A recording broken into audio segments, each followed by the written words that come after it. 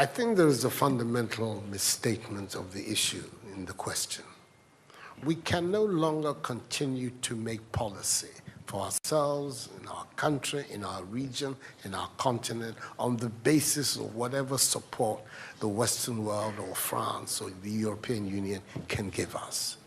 It will not work. It has not worked, and it will not work. Our responsibility is to charter a path which is about how we can develop our nations ourselves. It is not right for a country like Ghana, 60 years after independence, to still have its health and education budgets being financed on the basis of the generosity and charity of European taxpayers. By now, we should be able to finance our basic needs ourselves. And if we are going to look at the next 60 years as a period of transition, a period whereby we can stand on our own feet, our perspective has not to be what the French taxpayer decides to do with whatever surpluses that they have in France. They're welcome. They are appreciated. Whatever interventions that the French taxpayer through their governments make to us are appreciated. We're not going to lick a gift horse in the mouth. But this continent, with all that has happened, is still today the repository of at least 30% of the most important minerals of the world. It is a continent of vast, arable and fertile lands. It has the youngest population of any of the continents in the world. So it has the energy and the dynamism. We've seen it. These young men who are showing so much resilience and ingenuity in crossing the Sahara, finding ways to go across with rickety boats across the Mediterranean to really, those energies, we want to have those energies working inside our countries. And we're going to have those energies working in our countries if we begin to build systems that tell the young people of our country that their hopes, their opportunity are right here with us. Migration and the movement of people is being presented in a manner which suggests that somehow it's a new phenomenon. There's nothing new about it. It's as old as man, the movement of people. And it has always been linked to the same thing: the failure of where you are to provide you with an opportunity, so you move somewhere else. Those of you who are familiar with 19th century European history would know that the biggest wave of immigration in 19th century Europe, the latter part of it, came from Ireland and from Italy. Waves upon waves, generations of Italians and the Irish people left their countries to seek the American paradise, largely because Ireland was not working, Italy was not working. Today, you don't hear it. Italian young people are in Italy. Irish young people are in Ireland. We want young Africans to stay in Africa. And how are they? And it means that we have to get away from this mindset of dependence, this mindset about what can France do for us. France will do whatever it needs to do for its own sake. And when those coincide with ours, tant mieux, as the French people say.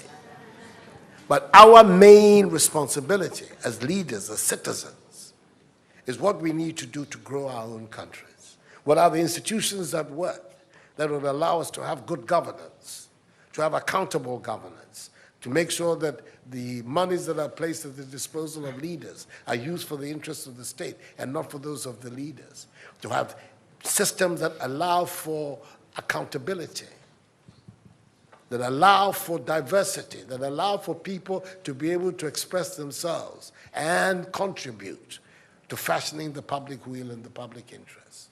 Our concern should be with what do we need to do in this 21st century to move Africa away from being cap in hand and begging for aid, for charity, for handouts. The African continent, when you look at its resources, should be giving monies to other places. We have huge wealth on this continent, in our own country of Ghana. And we need to have a mindset that says, we can do it. Others have done it. We can also do it. And once we have that mindset, we will see it as a liberating factor for ourselves. We keep talking about how it was that Koreans, Malaysians, Singaporeans, who got their independence at the same time as us. We're told of that at the time of Ghanaian independence, per capita Ghanaian income was higher than that of Korea. Today, Korea is part of the first world. So is Malaysia. So is Singapore. What happened? Why did they make that transition? And 60 years after independence, we are where we are. Those are the matters that should concern all of us as Africans, as Ghanaians. And not, when I say so with the greatest of respect to the French president, I think that the cooperation of France is something that I am, as you know, a strong friend of France. I am Francophile. So I don't have any difficulty with that. But I'm talking about our own propulsion, what we need to do to get our countries to work so that we can create the conditions that would allow our young people to forego this hazardous effort to get to Europe. They're not going there because they want to. They're going there because they don't believe they have any opportunities in our countries. So that should be our focus. And I believe that with that if we change that mindset of dependence, that mindset which is contingent on aid and charity, we would see that in the decades ahead of us, the full flowering of the African peoples would take place. And that new African personality that was talked about at the time of our independence will become real and imminent in our times. That's what I'm saying. I hope that I'm not upsetting the questioner or even some of my friends who are here.